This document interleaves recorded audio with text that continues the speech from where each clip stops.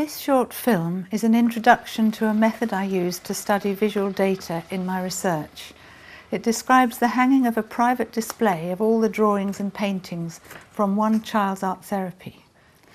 It was a method which built on Joy Chavarin's concept of a retrospective review of pictures as an objective way of researching the process or progress in art therapy, where links may be made between pictures and it is possible to re-evaluate meanings in this new context.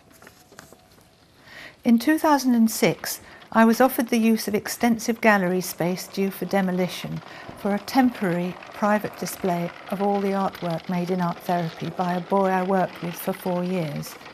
This space was in a far corner of the grounds of a London college, away from the public gaze, and therefore an appropriate place for the confidential nature of the work. It was a hanging space previously used for end-of-year shows by visual arts students. There were over 600 drawings and paintings, an impossibly large number to view at one time without special circumstances. A display of all his pictures would allow me to observe the chronological process for the first time and think about what it was. This is a plan of the layout of the display, showing that each year spread through 1 or 2 rooms according to how many pictures were made. In the middle 2 years, art therapy was twice weekly, so this affected the numbers. I had just 6 days' use of the space, which meant speedy hanging if I was to have time to study the work once it was in place.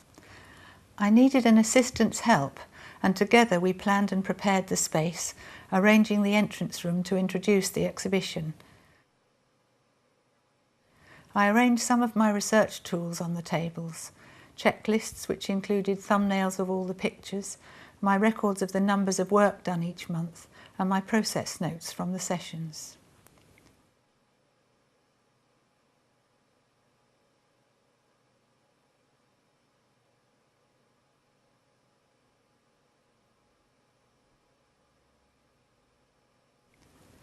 We treated the artworks with respect, painting the walls where there were distracting marks, and making sure that the lighting was good.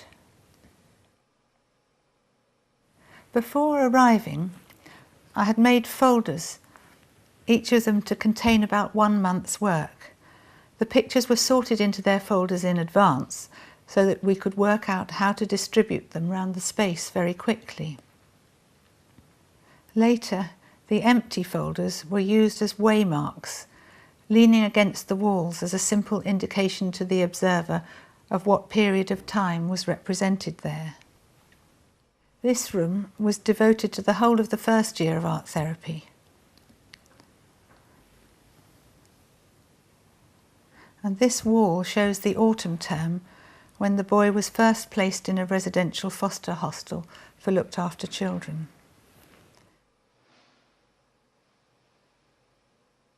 In the process of hanging the pictures, some facts were made clear immediately, such as which periods were more productive than others. Subject matters became clearly located in time, and I experienced an enormous sense of relief too, because I could see that there was a sense of a tangible process in the work, and I could observe quite sudden changes, advances or regressions, and wonder what had affected these things. To some extent, I could say that the visual display allowed a narrative to produce itself without being imposed by myself as curator and researcher. These are all paper planes made during a period of particular strain when the child knew of the decision to place him with a foster family, but no family had yet been found. I decided to show these planes together to emphasize the number of them. In a session, he'd throw one from one end of the room to the other to see how good it was. The energy of throwing seemed to release tension. Before the display, the artwork had been kept in many different drawers and folders.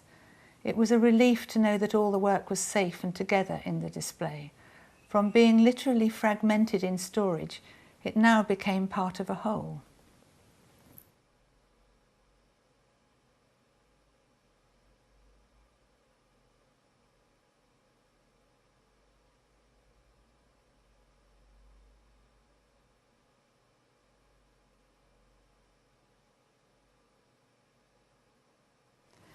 I made films of the show for different purposes.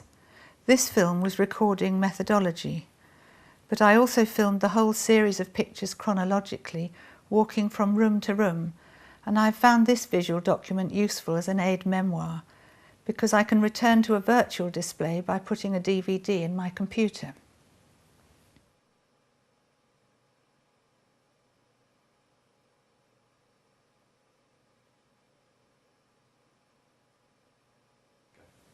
I invited research colleagues and my supervisors to visit the display. My hypothesis was that their response would bring different theoretical perspectives to bear and add to the levels of meaning of the work.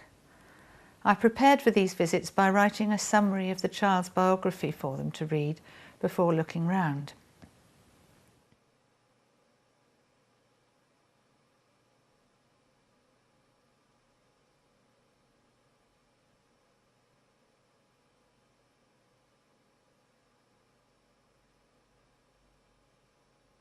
These are photos of the art therapy room in the school where I worked, and also some of the materials.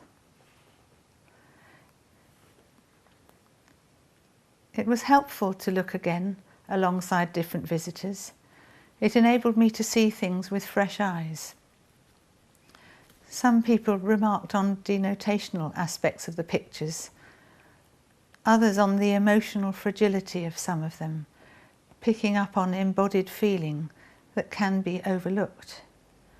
It helped me think about the work.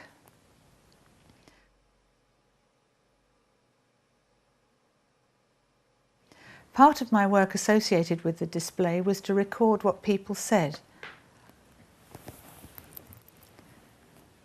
I had several plans for what I wanted to do during the display. Log all the pictures, their sizes, media, style of applying marks and so on. I needed to take photographs of pictures that were inadequately represented in my photo gallery, or where there were pictures on both sides. I was also able to rehang some pictures thematically at the end of the show to study them in a different way. And I spent precious time simply looking and picking out significant and different pictures to compare with my process notes. I wanted to experience the mood of different periods by sitting with them.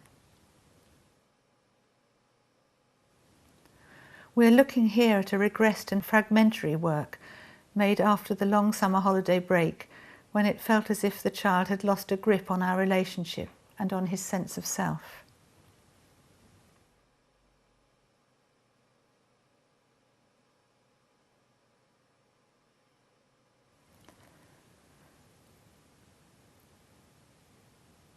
This series of pictures are selected from different parts of the display and give a flavour of the contrasts of purposes for which the child made use of the art materials. Symbolic work contrasts with pictures which are quite concrete outpourings of feeling. There are different kinds of self-image, some putting on a brave face, sometimes showing feeling, or calling on a superhero image for the boy to help bolster his ego. The paradox is that by hanging up the pictures en masse, I could reflect on each individual picture better. By contextualizing the work, I helped myself to find a narrative and meanings. What felt like a random and unwieldy database of 600 works turned into a variety of structured ways in which I could study them.